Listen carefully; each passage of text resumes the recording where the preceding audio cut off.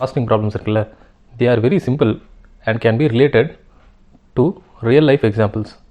இந்த காஸ்டிங் அப்படின்ற விஷயத்தை தெரிஞ்சுக்கிட்டால் முழுக்க பிஸ்னஸஸ் எப்படி ப்ராஃபிட் பார்க்குறாங்க, அவங்களுடைய ப்ராஃபிட் மார்ஜினை எப்படி அரைவ் பண்ணுறாங்க, அவங்க பிஸ்னஸில் எப்படி பிரேக் ஈவன் எடுக்கிறாங்க போன்ற சூட்சமங்களை நீங்கள் கற்றுக்கணும். இப்போது ஒரு பிஸ்னஸில் காஸ்ட் வால்யூம் ப்ராஃபிட் அனாலிசிஸ் அப்படின்னு ஒன்று இருக்குது, சிபிபி அனாலிசிஸ் அப்படின்னு சொல்லுவோம். சுருக்கமாக சொல்லணுன்னா ஒரு தொழிலில் லாபம் அப்படின்றது என்ன? It is nothing but selling price minus cost price. ஒரு பொருளை எவ்வளோக்கு விற்கிறோம், அந்த பொருளை உற்பத்தி பண்ண எவ்வளோ காசு ஆகுது, இது ரெண்டுத்துக்குமான வித்தியாசத்தை தான் லாபம் அல்லது நட்டம் அப்படின்னு சொல்கிறோம். சிபி மைனஸ் எஸ்பினா லாஸ். இதெல்லாம் நீங்கள் பேங்க் எக்ஸாமுக்கு படிக்கும்போது ஆர்எஸ் அகர்வால் புக்கிலேருந்து பார்த்துருப்பீங்க. Profit equal to SP minus CP. அங்கே ரொம்ப தியரிட்டிக்கலாக பார்த்த விஷயத்தை நம்ம இன்னும் கொஞ்சம் ஆழமாக இங்கே பார்க்கலாம். இந்த செல்லிங் ப்ரைஸ் அப்படின்றது சேல்ஸ் அப்படின்னு நம்ம எடுத்துக்கலாம். சேல்ஸ் அப்படின்றது ஒரு யூனிட்டுக்கு நடக்கிற சேல்ஸை எவ்வளோ யூனிட் விற்றோம் அப்படின்றதோட பெருக்குனா நம்மளுக்கு டோட்டல் சேல்ஸ் கிடச்சிரும். இந்த டோட்டல் சேல்ஸ்லேருந்து நாம் காஸ்ட் ஆஃப் ப்ரொடக்ஷனை கழிக்கணும். இந்த காஸ்ட் ஆஃப் ப்ரொடக்ஷன் அப்படின்றது அகைன் இரு வகைப்படும். ஒன்று ஃபிக்ஸட் காஸ்ட்டு, இன்னொன்று வேரியபிள் காஸ்ட் பெர் யூனிட். இப்போது நான் ஒரு பட்டாசு தயாரிக்கிறேன்னு வச்சுக்கோங்களேன். ஒரு ஊசி வெடி தயாரிக்கிறதுக்கு எனக்கு ஆகக்கூடிய செலவு வேரியபிள் காஸ்ட்டில் போகும். அந்த ஊசி வெடிக்கான பேப்பர், அந்த ஊசி வெடிக்கான அந்த மருந்து நான் வைப்பேன் தெரியுமா, அந்த ஃபார்முலா, அப்புறம் அதுக்கு ஆகக்கூடிய அந்த திரி அப்படின்னு சொல்லுவோம்ல, ஸோ அந்த திரிக்கான செலவு, இதெல்லாம் வேரியபிள் காஸ்ட். பட் இது மட்டுமே நான் காசுன்னு எடுத்துக்க முடியுமா? நான் அவ்வளோ பெரிய பட்டாசு தொழிற்சாலை ஆரம்பித்தேன் தெரியுமா, ஒரு பெரிய முதல் போட்டு, அது என்னுடைய ஃபிக்ஸட் காஸ்ட். என்னுடைய வியாபாரத்தின் மூலமாக இந்த பட்டாசு தொழிற்சாலைக்கான காசையும் திரும்ப முழுசாக எடுத்தால் தான் என்னுடைய தொழில் பிரேக் ஈவன் அடையுது அப்படின்னு அர்த்தம். ஸோ ஒரு காஸ்ட்டே நம்ம ரெண்டாக பிரிக்கலாம். ஒன்று ஃபிக்ஸட் காஸ்ட்டு, இன்னொன்று வேரியபிள் காஸ்ட். இந்த வேரியபிள் காஸ்ட் அப்படின்றது ஒரு யூனிட் ஸ்பெசிஃபிக்காக இருக்கும். ஒரு யூசி வெடிக்கும் ஒரு பேப்பர் தேவைப்படும், அந்த ஃபார்முலா மருந்து தேவைப்படும், திரி தேவைப்படும். ஸோ இந்த வேரியபிள் காஸ்ட்டை எவ்வளோ யூனிட் விற்றமோ அதனோட பெருக்கிட்டு அது கூட மொத்தமாக ஃபேக்ட்ரிக்கான ஃபிக்ஸட் காஸ்ட்டை சேர்த்தா டோட்டல் காஸ்ட் நம்மளுக்கு கிடச்சிடும். ஸோ சேல்ஸ் மைனஸ் காஸ்ட், அதுதான் இந்த ஃபார்முலாவில் சொல்கிறாங்க. இதை சிம்பிளாக ஒரு உதாரணத்தோடு நம்ம பார்க்கலாம். தெர்மாமீட்டர் விற்கிற கம்பெனி ஒன்று 3000 தெர்மாமீட்டரை விற்றுருக்காங்க. அதில் ஒரு தெர்மாமீட்டரோட காஸ்ட்டு 120 ரூபாய். இது வேரியபிள் காஸ்ட்டு. அவங்களுக்கு ஃபிக்ஸட் காஸ்ட்டு 1 லட்சம் இருக்குது. அந்த தெர்மாமீட்டருக்கான மெர்க்குரியை பல்காக வாங்கினதாக இருக்கட்டும், இல்லை அந்த தெர்மாமீட்டர் தயாரிக்கிற தொழிற்சாலையை அவங்க ஸ்டார்ட் பண்ணுறதுக்கான செலவாக இருக்கட்டும், ஃபிக்ஸட் காஸ்ட்டு 1 லட்சம். ஒரு தெர்மாமீட்டர் உற்பத்தி பண்ண 120 ரூபாய் ஆச்சு. இப்போ இந்த தெர்மாமீட்டரை 160 ரூபீஸ்க்கு விற்கிறாங்க. இங்கே நம்மளை என்ன கண்டுபிடிக்க சொல்கிறாங்கன்னா, அந்த ஃபேர்முடைய ப்ராஃபிட் என்ன அப்படின்றத கண்டுபிடிக்க சொல்கிறாங்க. இப்போ இந்த கன்வென்ஷனல் ஃபார்முலா அப்படி பார்த்தா ஃபஸ்ட்டு நம்ம சேல்ஸ் வால்யூமை கண்டுபிடிக்கணும். எவ்வளோக்கு விற்கிறாங்க? 160 ரூபாய்க்கு விற்கிறாங்க. மொத்தமாக எவ்வளோ விற்றாங்க? 3000 தெர்மாமீட்டர் விற்றாங்க. ஸோ 4,80,000 அப்படின்றது டோட்டல் சேல் வால்யூம். இதிலிருந்து என்னுடைய உற்பத்தி செலவை குறைச்சிட்டா எனக்கு என்னுடைய லாபம் தெரிஞ்சிடும். என்னுடைய உற்பத்தி செலவு ஃபிக்ஸட் காஸ்ட்டு வேரியபிள் காஸ்ட்னு பிரிஞ்சு கிடக்குது. ஃபிக்ஸட் காஸ்ட் எனக்கு தெரியும் 1 லட்ச ரூபா தான். வேரியபிள் காஸ்ட்டு 3000 தெர்மாமீட்டருக்கு 120 ரூபா மேனிக்கு எனக்கு அந்த இடத்துல 3,60,000 வந்துருக்கும். அதோடு அந்த 1 லட்சத்தை சேர்த்தா 4,60,000. ஸோ என்னுடைய டோட்டல் ப்ராஃபிட் 20,000. இந்த மாதிரி சிம்பிளான காஸ்டிங் ப்ராப்ளம்ஸ்லாம் உங்களுக்கு 1 மார்க்கில் கேட்க நிறைய வாய்ப்புண்டு. இப்போது இதை கொஞ்சம் காம்ப்ளெக்ஸ் ஆக்குவோம். இது கூட சேர்ந்து பிரேக் ஈவன் அப்படின்ற ஒரு விஷயத்தை நான் இன்ட்ரடியூஸ் பண்ண போகிறேன். பிரேக் ஈவன் அப்படின்ற பாயிண்ட்டுக்கு என்ன அர்த்தம்னா, that is a point where a business includes no loss and no profit. இந்த சினிமாக்காரங்க என்ன சொல்லுவாங்கல்ல, போட்ட காசை எடுத்துட்டோம்பா அப்படின்வாங்கல்ல, அந்த இடத்துல லாபம்ன்றது வராது. அட்லீஸ்ட் செலவழிச்ச காசை திரும்ப எடுத்துகிட்ட அந்த திருப்தி மட்டும் இருக்கும்.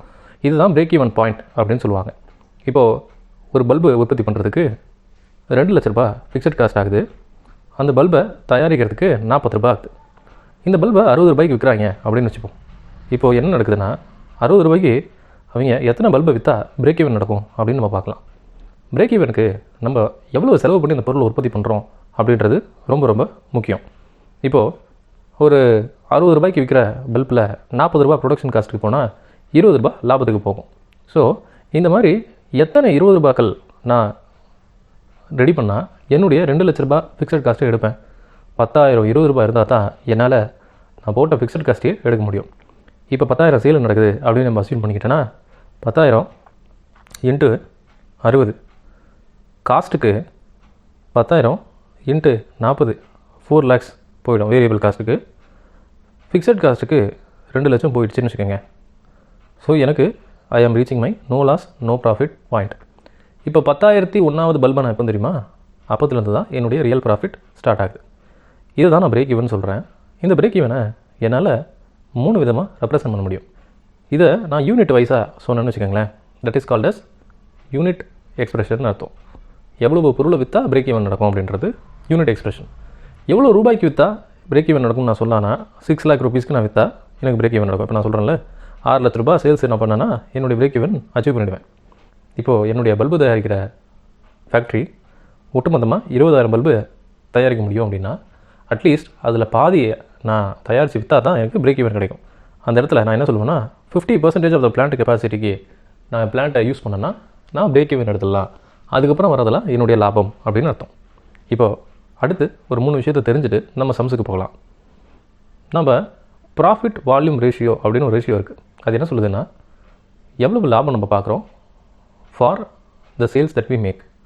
இப்போது நம்ம போன பல்பு ப்ராப்ளத்தில் பார்த்தீங்கன்னா 60 ரூபாய்க்கு பல்பு விற்கிறோம். 40 ரூபான்றது உற்பத்தி செலவு, 20 ரூபாய் அப்படின்றது லாபம். இப்போது இந்த 20 ரூபாவை மேலே போட்டு செல்லிங் ப்ரைஸான 60 ரூபாவை கீழே போட்டால் நமக்கு என்ன கிடைக்கும் அப்படின்னா 33% கிடைக்கும். அதாவது என்ன அர்த்தம்னா நான் ஒரு பல்பை 60 ரூபாய்க்கு விற்றுறேன்னா அதில் 33% லாபத்துக்கு போகுது, 67% உற்பத்தி செலவுக்கு போகுதுன்னு அர்த்தம். அதை தான் இந்த பிவி ரேஷியோ நம்மளுக்கு சொல்லுது. பிவி ரேஷியோ அப்படின்னா ப்ராஃபிட் வால்யூம் ரேஷியோ. இந்த இடத்துல சி அப்படின்றது ப்ராஃபிட், அது ப்ராஃபிட்னு சொல்லாமல் கான்ட்ரிபியூஷன் சொல்கிறாங்க. எஸ்ன்றது சேல்ஸ்.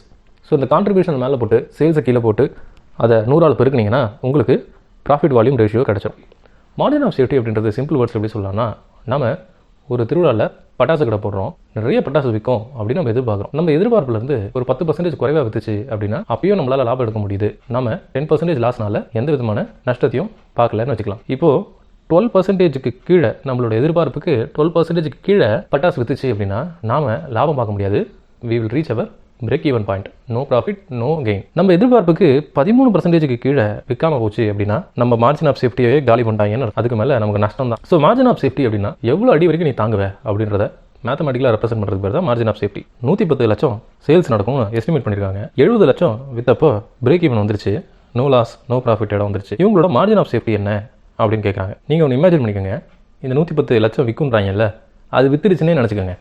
இப்போது 40 லட்சம் லாபம் எடுத்திருக்காங்க, 40 லட்சம் சேல்ஸ் எக்ஸ்ட்ராவே நடந்திருக்கு பிரேக் ஈவனை காட்டலும். அப்போ இவங்களோட மார்ஜின் ஆஃப் சேஃப்டி 36.36%. இந்த மார்ஜின் ஆஃப் சேஃப்டிக்கும் பிரேக் ஈவனுக்கும் ஒரு ரிலேஷன்ஷிப்பை ஈஸியாக ஃபார்ம் பண்ண முடியும். 36% மார்ஜின் ஆஃப் சேஃப்டி அப்படின்னா 100 - 36 64% பிரேக் ஈவன் பாயிண்ட் அர்த்தம். 110 லட்சத்தில் 64% எவ்வளோ எடுத்து பார்த்தா 70 lakhs. 100 minus margin of safety percentage is equal to break even percentage. Weighted average cost of capital. இப்போ ஒரு தொழிலுக்கு ஒன்று தொழிலை ஆரம்பிக்கிற முதலாளியே காசு போடலாம், இல்லை வெளியிலேருந்து யார்ட்டையாவது அவர் கடன் வாங்கலாம். இப்போது கடன் வாங்கும்போது பேங்க்குக்கு ஒரு வட்டி அப்படின்னு அவர் கட்டணும். தொழிலுக்கு முதலாளியே காசு போட்டாலும் தொழிலோட பார்வையில் முதலாளி அப்படின்றவர் வேற்று ஆள். நீங்களே ப்ரொப்ரேட்டராக இருந்து கம்பெனி ஆரம்பிக்கிறீங்கன்னா இது இவ்வளோ நோண்டிட்டு இருக்க வேண்டாம்.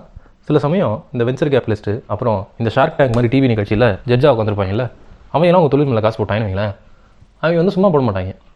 நான் உங்கள் தொழிலில் காசு போடுறேன், அதுக்கு எனக்கு இவ்வளோ லாபத்தை நீ கொடுத்துடணும் அப்படின்னு அதில் ஒரு லாப கணக்கு பார்ப்பாங்க. அப்படி இருக்கும்பொழுது தொழிலுக்கு நம்ம திரட்டுற அந்த நிதி தெரியுமா, அதுக்கு உண்மையிலே எவ்வளோ தான் காசு ஆகுது அப்படின்றத பார்க்க தான் weighted average cost of capital அப்படின்ற கான்செப்ட்டை நம்ம படிக்கணும். இந்த weighted average cost of capital என்ன பண்ணணும்னா ஒரு தொழிலுக்கு எங்கெங்கெல்லாம் இருந்தால் முதலீடு வருதோ அது ஒரு முதலீடுக்கும் ஒரு ரேட் ஆஃப் இன்ட்ரெஸ்ட் இருக்கலாம், அதனுடைய ஆவரேஜை கால்குலேட் பண்ணும். இந்த ஏபிசி லிமிடெட் எடுத்துக்கோங்களேன், இதோட கேபிட்டல் ஸ்ட்ரக்சர் 50% கடன்லையும் 50% ஈக்விட்டிலையும் நடக்குது. கடனுக்கு 10% வட்டி போடுறாங்க பேங்க் மேனேஜர், ஈக்விட்டிக்கு இந்த விசி காரங்க இருக்காங்க வெஞ்சர் கேபிட்டல் காரங்க 16% போடுறாங்க. இப்போ உண்மையிலேயே இந்த கம்பெனிக்கு நிதி திரட்டுறதுக்கு அந்த கம்பெனிக்கு எவ்வளோ காஸ்ட் ஆச்சு, இந்த நிதிக்கு எத்தனை பர்சன்டேஜ் தண்டமாக அழுகுது அந்த கம்பெனி அப்படின்றத நம்ம கால்குலேட் பண்ணோம்னா cost of debt into proportion of debt 0.5 ஒன்றும் இல்லை 50%. Cost of equity into proportion of equity. So ஒட்டுமொத்தமாக இந்த கம்பெனியை நடத்துறதுக்கு வாங்கின மூலதனத்துக்கு அந்த கம்பெனி 13% ஆவரேஜாக வட்டிக்கிட்டு. இப்போது இந்த கேபிட்டல் ஸ்ட்ரக்சரை நம்ம கொஞ்சம் மாற்றுறோம். 60% பேங்க் லோனு 40% ஈக்விட்டின்னு மாற்றினா இந்த weighted average cost of capital அப்படியே குறையும். It will become 12.4%. ஒரு கம்பெனி 50,000 லாபம் பார்த்துருக்கு, அதனுடைய மார்ஜினல் காஸ்ட் 10 ரூபா, செல்லிங் ப்ரைஸ் 12 ரூபா, அதனுடைய மார்ஜின் ஆஃப் சேஃப்டியை கண்டுபிடி அப்படின்னு சொல்கிறாங்க. இப்போ இதை பார்த்தோன்னே நிறைய பேர் என்ன பண்ணுவாங்க, என்ன உடனே ஆஹா 12 ரூபாய்க்கு விற்கிறாங்க, 10 ரூபாய்க்கு தயாரிக்கிறாங்க, அப்போது நம்மளோட லாபம் 12 - 10 2 ரூபா, இது வரைக்கும் கரெக்டு. இதுக்கப்புறம் இன்னும் கொஞ்சம் அட்வான்ஸாக திங்க் பண்ணி நம்மளால என்ன பண்ணுவாங்கன்னா ஒரு பொருள் விற்றா 2 ரூபா லாபம் வருது, இவன் 50,000 லாபம் பார்த்துருக்கான் அப்படின்னா ப்ராஃபிட் பார்த்துருக்காங்கன்னா அப்போ 25,000 பொருள் விற்றுருப்பான் அப்படின்ற ஒரு முடிவுக்கு போவாங்க. முடிவுக்கு போயிட்டு 25,000 பொருள் விற்றா இவ்வளோ வருது, அப்போது இந்த தொழிலுடைய உண்மையான ப்ராஃபிட் என்ன, உண்மையான ப்ராஃபிட்டை உங்களால் கண்டுபிடிக்க முடியாது. ஏன் தெரியுமா? ஏன்னா உங்களுக்கு மார்ஜினல் காஸ்ட்டை தான் கொடுத்துருக்காங்களே தவிர இந்த தொழிலை நடத்துறதுக்கு ஃபிக்ஸட் காஸ்ட் எவ்வளோ ஆச்சு அப்படின்றத கொஷனில் கொடுக்கவே இல்லை. அதனால் ப்ராஃபிட் கண்டுபிடிச்ச வரைக்கும் சிறப்பு. இப்போ நம்ம எப்படி இந்த மார்ஜின் ஆஃப் சேஃப்டியை கண்டுபிடிக்கலாம் அப்படின்றத நான் சொல்லித்தரேன். ப்ராஃபிட் 2 ரூபா வந்திருக்கு. 12 ரூபாய்க்கு பொருள் விற்றா 2 ரூபா லாபம் வருது அப்படின்னா நம்மளோட P/B, அதாவது கன்சிடரேஷன் அப்படின்னு போன ஸ்லைடில் பார்த்து தெரியுமா, கன்சிடரேஷன் ஆஃப் ப்ராஃபிட் அப்படின்னு நான் சொல்லியிருந்தேன், டிவைட் பை சேல்ஸ் ரேஷியோ என்ன அப்படின்றத நம்ம பார்க்கணும். 2 ரூபா லாபம் வருது, 12 ரூபாய்க்கு பொருள் விற்றா. This is nothing but 16.66%. 2 ரூபா லாபம் 12 ரூபாய்க்கு பொருள் விற்றா வருது. எவ்வளோ ரூபாய்க்கு பொருளை விற்றுருந்தா 50,000 லாபம் வந்திருக்கும் அப்படின்றத இதை கொஞ்சம் நம்ம பார்க்கலாம். ஏதோ ஒரு அமௌண்ட்டுக்கு விற்றுருக்காங்க, அந்த அமௌண்ட்டுக்கு விற்றதுனால தான் நமக்கு 50,000 ப்ராஃபிட் வந்திருக்கு. ஸோ அவங்க விற்ற அமௌண்ட் எக்ஸ்னு வச்சுப்போம். 16.66/100 தான் இந்த 50,000. அப்போ எக்ஸுங்கிறது என்னன்னு பார்த்தா 2,99,940.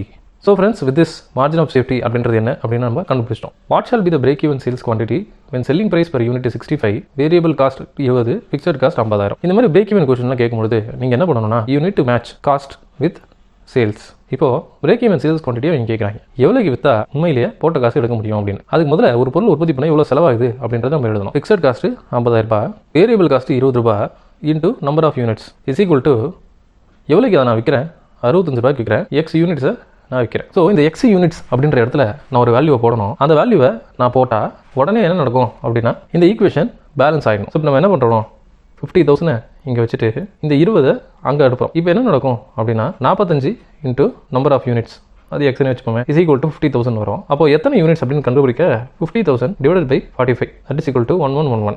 1111 யூனிட் வித்துச்சு அப்படின்னா total cost of 1111 unit it be equal to total sales of 1111 unit, thereby achieving a break even. So இப்படி தான் நம்ம பிரேக் ஈவனை கேல்குலேட் பண்ணணும். வேரியபிள் காஸ்ட்டு 70,000 ஆகுது, ஃபிக்ஸட் காஸ்ட்டு 40,000 ஆகுது, செல்லிங் ப்ரைஸு 1 லட்சம் ஆகுது. இந்த தொழில் லாபமாக நஷ்டமானு கேட்குறாங்க. இப்போ டோட்டல் காஸ்ட் என்னென்னு பார்ப்போம். 70K ப்ளஸ் 40K, மொத்தமாக 110K. டோட்டல் சேல்ஸ் எவ்வளோன்னு பார்க்கலாம், 100K தான். ஸோ சிபி அதிகமாக இருக்குது, எஸ்பி கம்மியாக இருக்குது. அதனால் இது வந்து லாஸு. எவ்வளோ லாஸ்னா 10,000 loss. Option B is the right answer. Calculate the rate of return from given details. Net profit அப்படின்றது 2 லட்சம். This is before interest and taxes. Share holder fund 2.4, debt வந்து 4 lakh. இப்போ ரேட் ஆஃப் ரிட்டர்ன் அப்படின்றது என்ன, நம்ம இதுக்கு நல்லா பார்த்துருப்போம். எவ்வளவு லாபம் வந்துச்சு போட்ட முதலுக்கு அப்படின்றது தான் ரேட் ஆஃப் ரிட்டர்ன். அதன்படி பார்த்தா இந்த தொழிலுக்கு ப்ராஃபிட்டு 2 lakhs வந்திருக்கு. முதல் அப்படின்றது 2 வகைப்படும். ஒன்று owners equity plus long term dead. இதுதான் நீங்கள் ரேஷியோ ப்ராப்ளம் பார்க்கும்போது இன்டர்னல் ஈக்விட்டி எக்ஸ்டர்னல் ஈக்விட்டின்னு பார்த்துப்பீங்க. ஓனர் அவரோட கை காசே போட்டால் அது இன்டர்னல் ஈக்விட்டி, பேங்க்கில் கடன் வாங்கி இல்லை வேறு ஒரு விசி கிட்ட வாங்கி போகிறாருன்னா அது எக்ஸ்டர்னல் ஈக்விட்டி, லாங் டேர்ம் டெட்னு வச்சுக்கலாம்.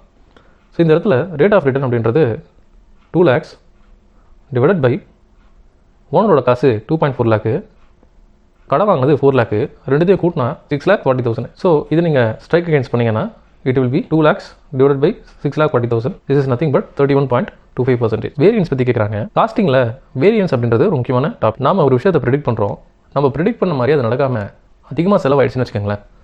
டு வாட் எக்ஸ்டென்ட் அதிகமாக செலவாச்சு அப்படின்றது தான் வேரியன்ஸ் அப்படின்னு சொல்கிறாங்க. இப்போ ஒரு வேலையை பார்க்க 500 மணி நேரம் ஆகும், கூலி ஆளுக்கு கூலி 70 ரூபா அப்படின்னு சொல்லி நம்ம பேசுகிறோம். ஆனால் 500 மணி நேரத்துக்கு பதிலாக 600 மணி நேரம் ஆயிடுச்சு, 45,000 ரூபாய் வந்து கூலி பேசியிருக்கோம். இப்போ லேபர் வேரியன்ஸ் எவ்வளோ ஆகுது, லேபர் ரேட் வேரியன்ஸ் எவ்வளோ ஆயிருக்கு அப்படின்றத கேட்குறாங்க. 45,000 கொடுத்தோமா கூலி ஆளுக்கு 600 மணி நேரம் வேலை பார்த்ததுக்கு. அப்போ 1 மணி நேரத்துக்கு 75 ரூபா வந்து நாம் பே பண்ணிடுவோம். ஆனால் உண்மையிலேயே ஸ்டாண்டர்ட் ரேட் என்ன, ஸ்டாண்டர்ட் ரேட் வந்து 70 ரூபா தான். ஸோ எவ்வளோ வேரி ஆயிருக்கு அப்படின்னா 1 மணி நேரத்துக்கு 5 ரூபா வேரி ஆயிருக்கு. மொத்தம் எத்தனை மணி நேரம் வேலை பார்த்துருக்காங்க, 600 hours. ஸோ அப்போ 600 மணி நேரத்துக்கு எவ்வளோ ரூபா வேரி ஆயிருக்குன்னு பார்த்தா 3,000. ஸோ இதுதான் சரியான லேபர் ரேட் வேரியன்ஸ்க்கான வேல்யூ.